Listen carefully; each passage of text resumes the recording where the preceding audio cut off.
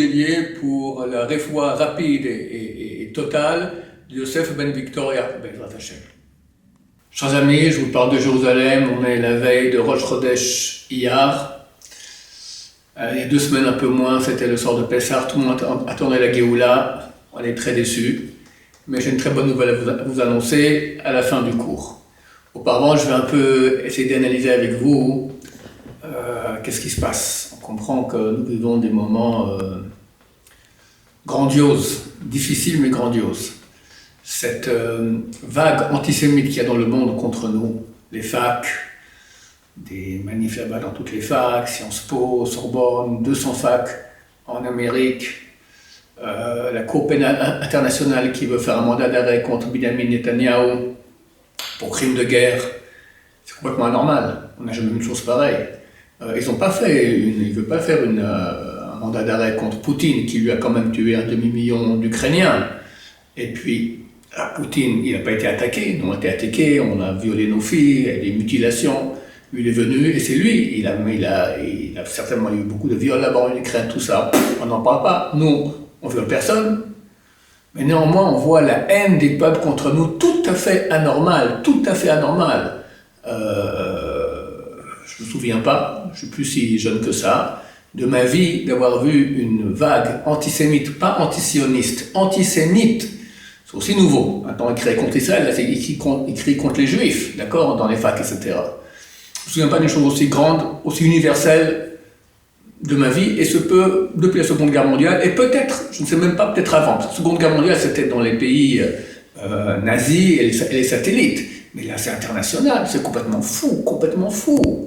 Pourquoi on nous a attaqués, on a tué plus de 1500 juifs ici, dont mutilation, viol, etc. C'est normal, on va se battre contre ceux qui nous font du mal. Et on fait tellement attention de ne pas toucher les populations civiles. On essaye de notre mieux.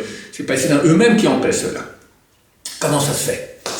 3 explications, on va aller du plus léger au plus profond. D'abord, Dieu va amener Mashiach et les masques tombent. Mashiach, c'est l'époque de la vérité. Et on voit maintenant le vrai visage de ceux qui se la jouaient encore amis avec nous, etc. Regardez l'Amérique. Même l'Amérique nous met les bâtons dans les roues. Deuxième est écrit Lifnei Shever Gaon. Avant la brisure, c'est la surélévation. On voit que Haman, avant que Dieu le fasse tomber et qu'il soit pendu, il est au top niveau de la société. Il est invité avec le roi et la reine en privé, et il sort de là-bas et il dit « Psh, je suis invité avec eux en privé, j'ai plein d'argent, j'ai plein d'enfants, je suis au top !» Et boum, le même jour, il est tombé, et le lendemain, il est tombé et il a été pendu. C'est un principe que Dieu utilise beaucoup. Avant que le mal tombe, Dieu le monte. Alors Dieu maintenant fait monter tous nos ennemis. Allez-y, parlez, tombez sur mes enfants, le peuple d'Israël, discutez, bientôt ça va être votre fin, Bezrat Hashem. C'est un signe qui montre que c'est bientôt leur fin. Et le plus important, je crois que c'est ce point-là. C'est pas normal, cette réaction du fait qu'on veut maintenant aller attaquer Hamas à Rafah. C'est pas normal. Pourquoi ils réagissent comme ça? Eh bien, le mal sent qu'il est en danger. Donc il réagit. Il faut comprendre que le mal, il a une racine, d'où il prend toute son énergie, il s'appelle Amalek.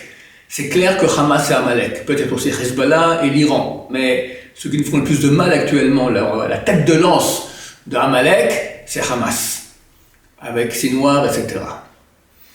Quand Amalek tombe, le mal tombe. Quand Amalek tombe, c'est l'époque messianique. Dieu vient sur son trône, se dévoile, terminé. Maintenant, si on rentre à Rafah et on met fin, Bezrat Hashem, rapidement, à Sinwar et à sa clique, alors c'est la fin du mal et Mashiach vient. Les forces du mal sentent cela. Les goïms sentent, ceux qui nous haïssent sentent cela. Ils ne sentent pas de façon, c'est pas quelque chose de rationnel. C'est comme la Gemara dit que lui ne voit pas, mais son âme voit. D'accord? Ils sentent des choses et il y a un impact. Donc ils réagissent de façon extrêmement forte. Le fait qu'ils réagissent de façon tellement anormale, puissante, tout à fait irrationnelle, montre qu'ici il y a un point super important.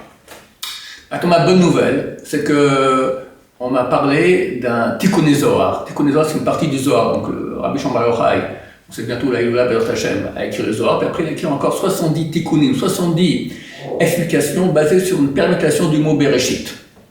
Et on m'a dit que dans le chapitre 21, c'est très très long là-bas, et c'est marqué que la Géoula ne sera pas à Pessah, elle va commencer à Pessah et finira dans quelques jours. Je ne vous dis pas la date, parce que je ne veux pas faire de fausses je vois comme beaucoup de gens ont été très déçus à Pessah, c'est pour très bientôt. Celui qui veut peut m'écrire en privé, je lui répondrai exactement quelle date est écrite, c'est pas pour dans beaucoup de temps Bezrat Hashem. Et c'est écrit, ça commencera à Pessah, et ça finira donc dans cette date dans quelques jours. Comme ça c'est écrit, et alors j'ai découvert, c'est dans page 55, ceux qui vont le Tikkun Zohar, page 55a, Tikkun Zohar, là-bas c'est marqué quand vient la Géoula Bezrat Hashem. À quel, c'est pas marqué quelle année, mais c'est marqué à quel moment de l'année Bezrat Hashem. On espère qu'on ne se trompe pas, bien sûr, personne n'est prophète, il faut que ce soit qu'une option qui est écrite là-bas, mais elle correspond beaucoup avec la réalité que nous voyons. Ça commence à Pessah. Est-ce qu'on a vu que ça commence à Pessah? À mon avis, absolument oui.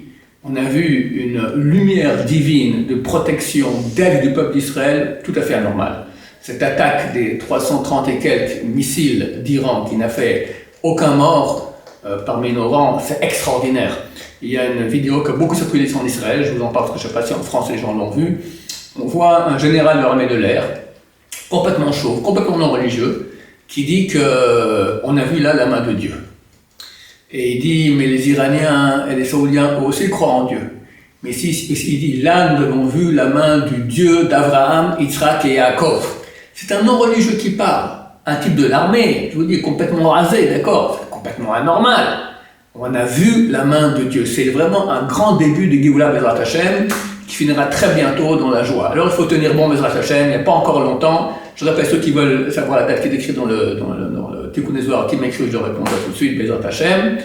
Et il faut prier beaucoup pour nos soldats, pour Am Israël, que Dieu amène la Géoula Berachamim, beaucoup de miséricorde. Il faut faire une grande chouva encore, continuer. C'est le petit Dieu a rajouté encore un peu de temps pour ramener encore plus de monde Bezrat Hashem.